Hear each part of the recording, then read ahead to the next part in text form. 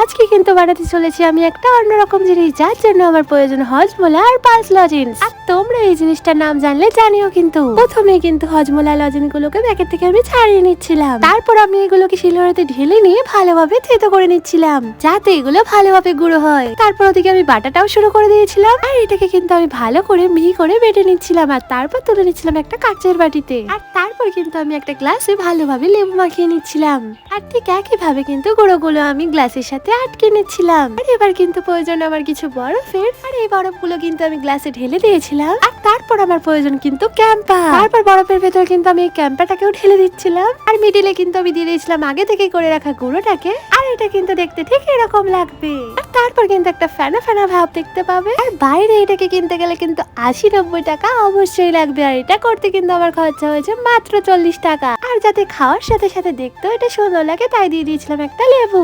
আর এটা কিন্তু ছিল অসাধারণ। তোমরা কারা কারা বাড়িতে ট্রাই করলে অবশ্যই জানিও। টাটা।